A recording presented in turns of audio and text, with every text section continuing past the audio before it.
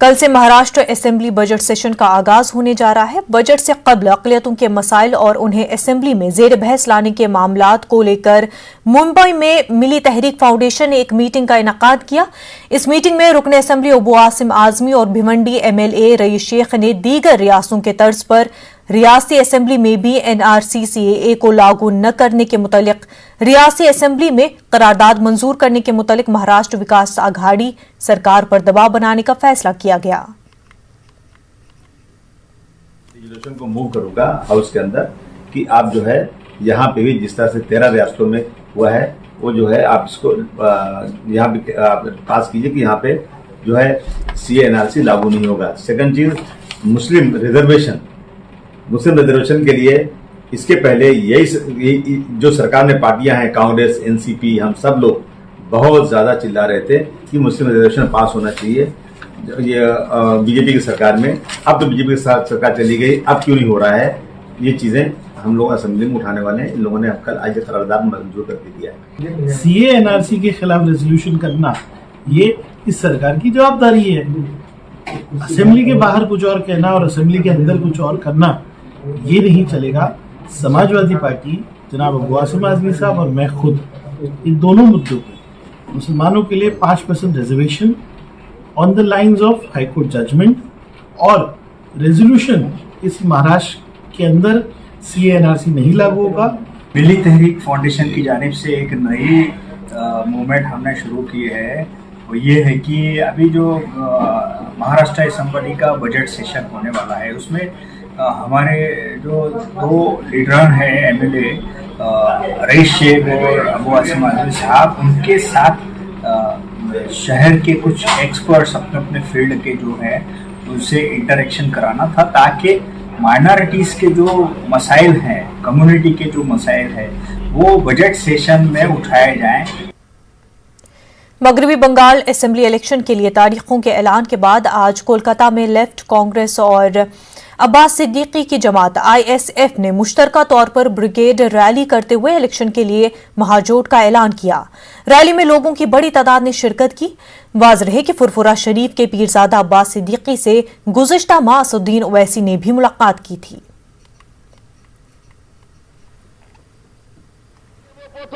এই ব্রিগেডের জমিন থেকে আমার প্রত্যেকটা বাঙালি ভালোবাসার মানুষকে বলবো, যেখানে যেখানে বাম শরিক দল প্রার্থী দেবে আগামী ইলেকশনে মাতৃভূমিকে রক্ত দিয়ে হলেও স্বাধীন আমরা করব।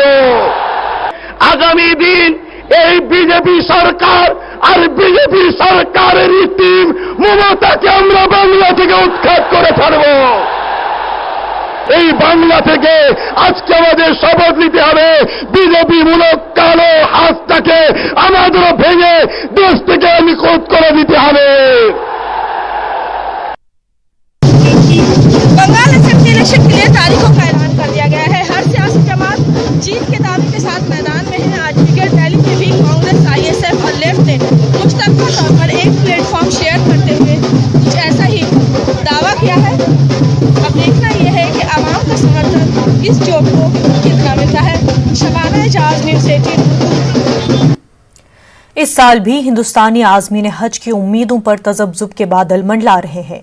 सूरत हाल गैर यकीनी नजर आ रहे हैं। कोविड-19 के सबब इस साल का सफर हज भी मुतासिर हो सकता है। देखिए रिपोर्ट।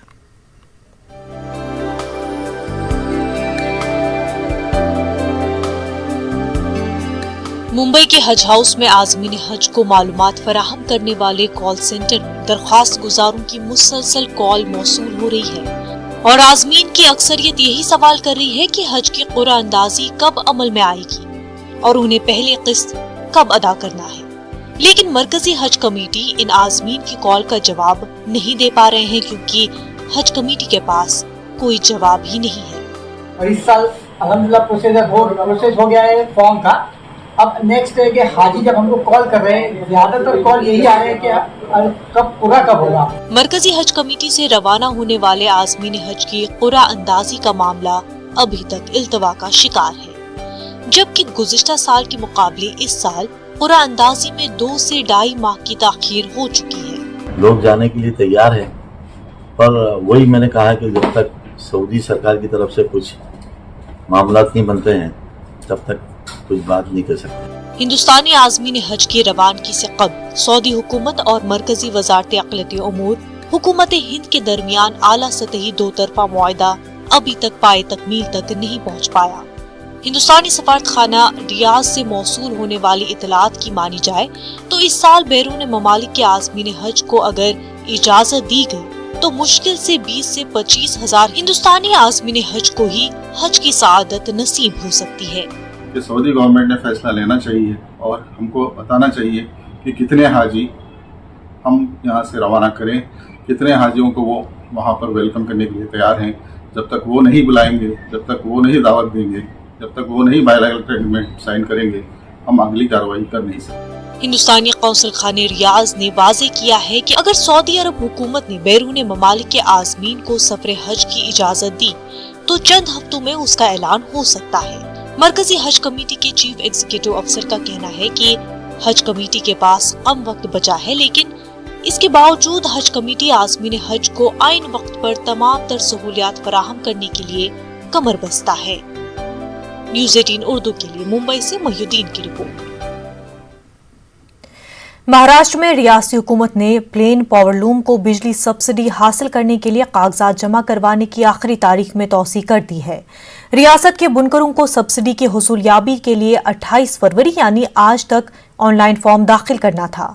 बुनकरों को ऑनलाइन दरख्वास्त जमा करने में काफी दुश्वारियों का सामना करना पड़ रहा है।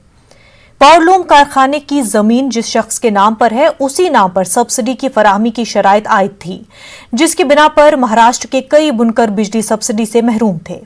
इसी मसले को उजागर करने के लिए मालेगांव MIM रुकने असेंबली मुफ्ती मोहम्मद इस्माइल और भिवंडी समाजवादी पार्टी के रुकने असेंबली रईस शेख ने अलग अलग वफ्द के जरिए रियासती वजीर बराए टेक्सटाइल असलम शेख से मुलाकात कर मामले की नौयत से आगाह करवाया था।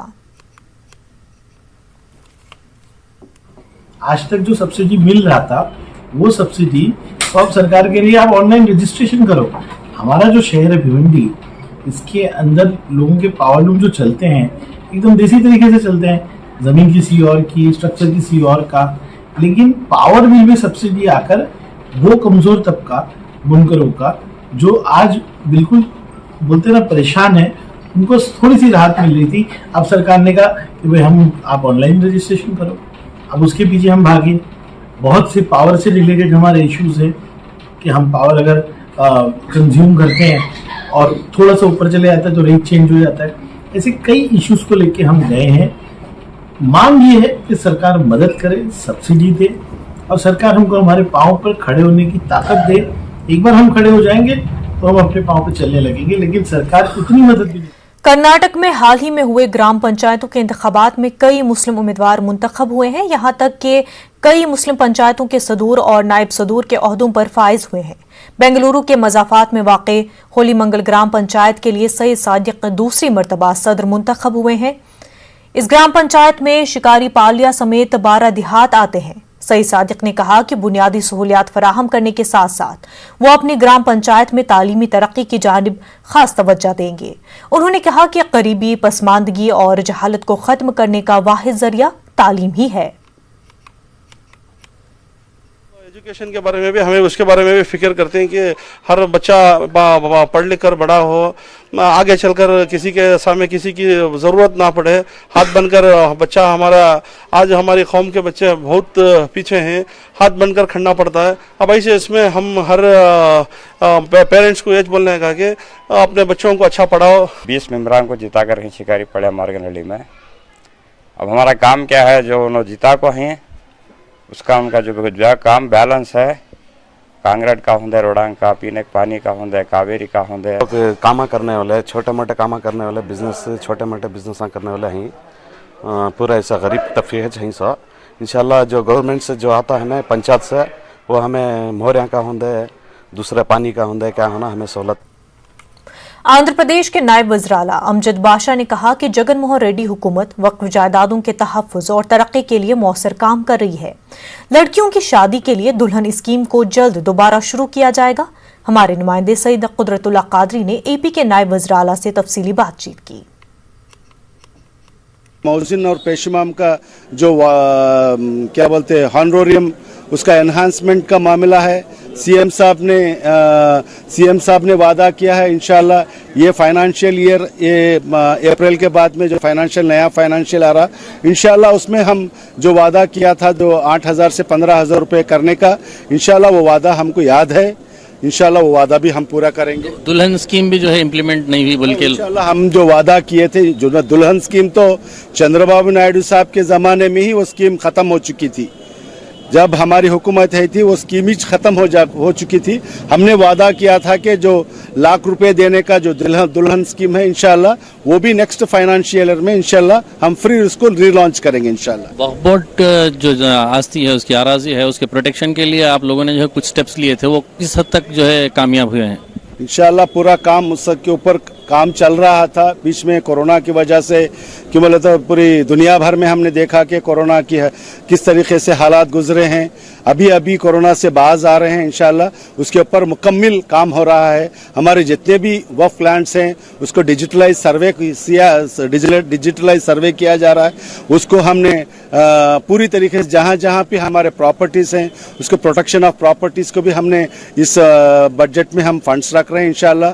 और भी क्या है हम प्राइम प्रॉपर्टीज़ को हम पूरे आंध्र प्रदेश में जहाँ भी हमारे वक्फ के प्राइम प्रॉपर्टीज़ हैं उसको हम डेवलपमेंट करने के लिए हम हुकूमत से इजाज़त भी लिए हैं। पीपीपी मोड में पब्लिक प्राइवेट पार्टनरशिप में हम उसको डेवलप करना बोल के क्यों बोले तो हम हमारी जो वक्फ बोर्ड की आमदनी बढ़ाने के लिए हम प्राइवेट पार्टनरशिप में वो जो प्राइम प्रॉपर्टीज़ हैं वो उसको डेवलप करने के लिए इंशाल्लाह पूरे ट्रांसपेरेंट तरीके से पेपर पब्लिश करते हुए ई टेंडर्स बुला के पूरे ट्रांसपेरेंट तरीके से हम उसको आगे लेके जाएंगे इंशाल्लाह। आगे 1 साल या 2 साल के अंदर इंशाल्लाह जितने भी हमारे पास जैसा प्राइम प्रॉपर्टीज है उसको अच्छा मल्टीप्लेक्स हो या कमर्शियल कॉम्प्लेक्सेस हो या जो भी लीज बेसिस पे 33 इयर्स लीज बेसिस पे हम देना बोल के एक मुकम्मल इरादा भी करे हैं इंशाल्लाह। आगे चल के जितनी भी हमारी प्रॉपर्टीज भी बच जाएंगे इंशाल्लाह उससे हमको हमारे वक्फ बोर्ड को उससे आमदनी का जरिया भी इंशाल्लाह बन सकता है बोल के ये एक फैसला लेके हम आगे बढ़ रहे हैं इंशाल्लाह। कुछ ये इलेक्शंस की वजह से कुछ पेंडिंग पड़ा है इंशाल्लाह आफ्टर द इलेक्शंस वो प्रोसेस स्टार्ट करके इसको जल्द से जल्द पूरा करेंगे। मजबूत इरादे के साथ हमारे चीफ मिनिस्टर साहब आगे बढ़ रहे हैं इंशाल्लाह। आप सबकी दुआएं रहे तो इंशाल्लाह हमारा स्टेट भी आगे बढ़ सकता है और अक़लियत भी आंध्र प्रदेश में हर पैमाने पे भी आगे बढ़ सकते हैं इंशाल्लाह। शुक्रिया। नाज़रीन, हमारे साथ डिप्टी सीएम अमजद बादशाह साहब और रुकन असम्बली कर्नल हफीज़ खान साहब थे। इन्होंने बताया कि मुस्लिम अक़लियतों की बड़ी तादाद जो है वाईसीपी के साथ है क्योंकि जो वादे किए थे वो 90% से ज़ायद वादे जो है निभाए गए हैं। लिहाजा इसी बात को मद्देनजर रखते हुए अवाम ने उन्हें पंचायत इलेक्शंस में कामयाब किया है और आने वाले बल्दी इंतखाबात में भी जो है बड़े पैमाने पर उन्हें कामयाबी मिलने का वो जो है दावा कर रहे हैं। आते हैं देखते हैं कि वक्त ही बताएगा कि वो दावे किस हद तक जो है कामयाब होंगे। कर्नूल से मैं न्यूज़ 18 उर्दू के लिए सैयद कुदरतुल्लाह खादरी, कैमरा पर्सन रामास्वामी के साथ। कदीम रिवायत की बाजियाफत के लिए भोपाल रानी कमलापति बाग में लगाए गए परी बाजार मेले में भोपाली तहजीब के नकूश पर प्रोग्राम का इनेकाद किया गया। प्रोग्राम में भोपाल के मुमताज अदीबों ने शिरकत की और रियासती अहद में भोपाल की कदीम रिवायत पर तफसील से रोशनी डाली। देखिए रिपोर्ट। भोपाल को नवाबों की नगरी और झीलों और तालाबों का शहर कहा जाता है। इसके इम्तियाजात में जहां कुदरत का हुस्न शामिल है वहीं इसे रिवायत और जुबान व अदब का भी शहर कहा जाता है।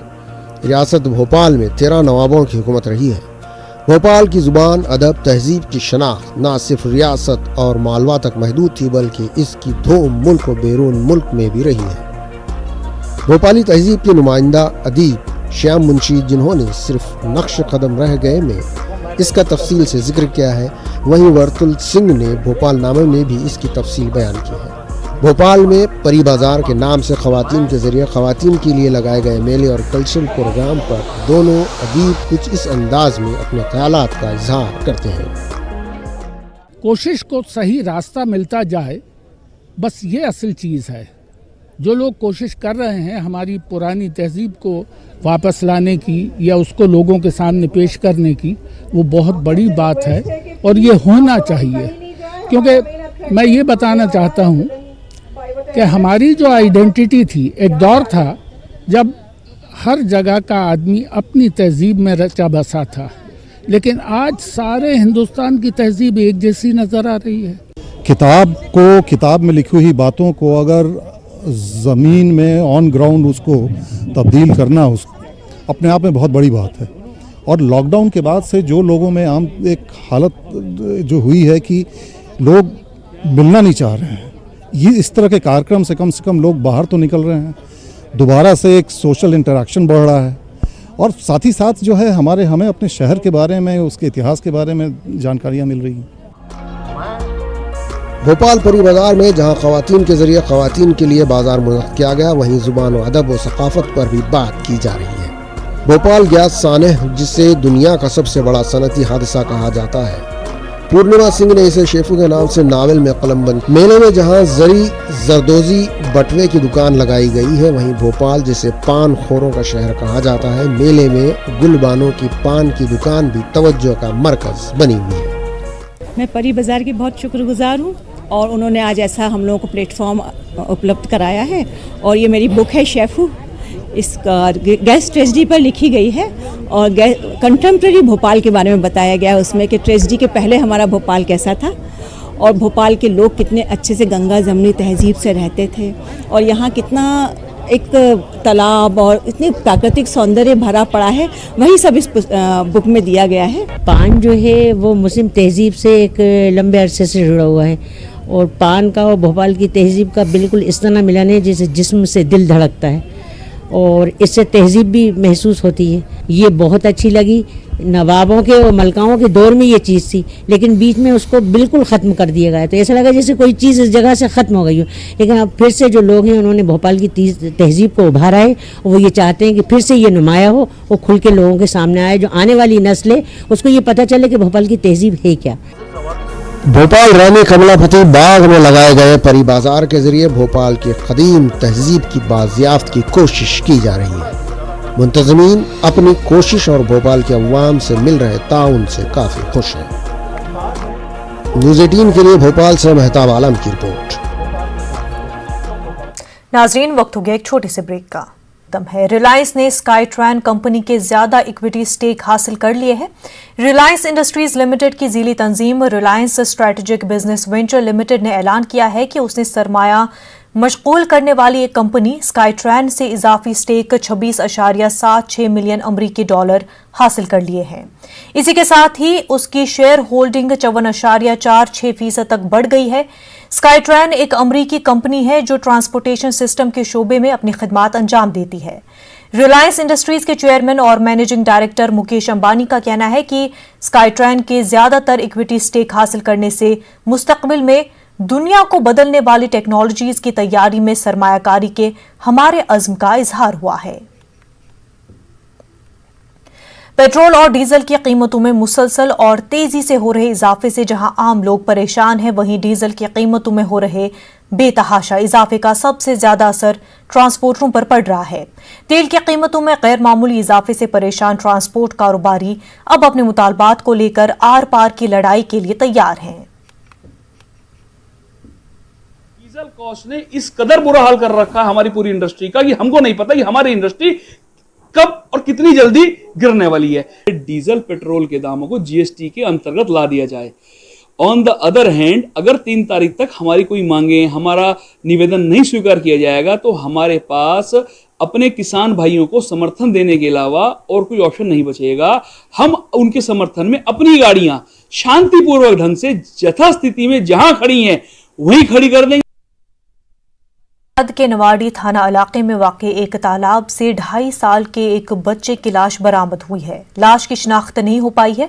पुलिस का कहना है कि आसपास के इलाके में बच्चों के बारे में जानकारी फराहम की जा रही है।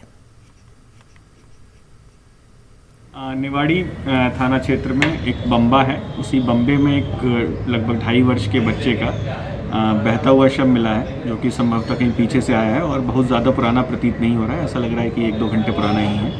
तो ऐसा देखने से लग रहा है क्योंकि कोई भी ज़ाहिरा चोट नहीं है किसी भी तरह की, और ऐसा ही देखने से लग रहा है कि बच्चा हो सकता है गिर गया हो और उसके बाद बहता हुआ आ गया हो। बाकी इसमें इस समय मेन ये है कि इसकी शिनाख्त हो जाए पहले, तो उसके लिए टीमें निकाल दी गई हैं सभी आसपास के गाँवों में, नहर के किनारे किनारे, बम्बे के किनारे किनारे जितने गाँव हैं वहाँ पूछताछ की जा रही है। उसके बाद ही और ज़्यादा चीज़ें इसमें क्लियर हो पाएंगी कि किस तरह से बच्चा उसमें गिरा, क्योंकि हो सकता है उसके परिजन भी उस समय इसको तलाश रहे हैं। करनूल के नए शहर में निजी फंक्शन हॉल में बैनुल-अक़वामी यौम ख़वातीन की मुनासबत से एक रोज़ा ख़वातीन दस्तकारी नुमाइश का इनकाद अमल में लाया गया। इस नुमाइश का इफ्तिताह महकमा यूथ PD अमरनाथ रेड्डी के हाथों अमल में आया। इस मौके पर उन्होंने ख़वातीन को पेश की बैनुल-अक़वामी यौम ख़वातीन की मुबारकबाद दी। उन्होंने कहा कि ख़वातीन को हर मैदान में आगे रहने की ज़रूरत है। वुमेंस डे के मौके पर एक्चुअली वो मार्च 8 को है, लेकिन हम लास्ट वीक से हम हमारे प्रोग्राम स्टार्ट कर दिए। वुमेन्स, सीनियर सिटीजन्स और बच्चों के साथ हम भाग लिए हुए स्पोर्ट्स गेम्स, सब लेडीज़ इतना अच्छा एक्टिव पार्टिसिपेट करे कि they are very happy, they are enjoying this women's day days. Actually we are celebrating for this 4 week. Hazrat Khwaja Moinuddin Chishti के यौम पैदाइश के मौके पर दरगाह में कवाली का प्रोग्राम मुनक़्क़िद किया गया और केक काट कर खुशियाँ मनाई गई। इस जश्न का आगाज़ तिलावत कलाम पाक से हुआ। इसके बाद दाहाते नूर में दीगर प्रोग्रामों का आगाज़ हुआ। इस मौके पर लोगों को ख्वाजा की तालीमात से भी रोशनास करवाया गया। आज हुजूर गरीब नवाज की पैदाइश का दिन है। आज के दिन गरीब नवाज पैदा हुए थे, तो आज हुजूर गरीब नवाज की बारगाह में उनके नाम से और उनकी चौखट पे गरीब नवाज की बारगाह में जश्न गरीब नवाज मनाया गया है। कुरान की तिलावत होती है, महफिल होती है और हुजूर गरीब नवाज की बारगाह में नजर व नियाज होती है। कोरोना वबा के दौरान बाहमी इमदाद और इन्हिसार का जज्बा मुस्तहकम हुआ है। मुल्क इस वबा से मुत्तहिद होकर मुकाबला कर रहा है। टीकाकारी के ऐलान के बाद हम बेहतर ताउन करें जिससे हम कोरोना को मात देने की जानिब कदम बढ़ा सके। नेटवर्क 18 इस मुहिम में हर कदम पर आपके साथ रहेगा। जब तक सभी महफूज नहीं होते तब तक कोई भी महफूज नहीं होगा। और इसी सोच की बुनियाद पर हमारी मुहिम संजीवनी का मकसद ये यकीनी बनाना है कि वैक्सीन पाना सभी हिंदुस्तानियों का हक है।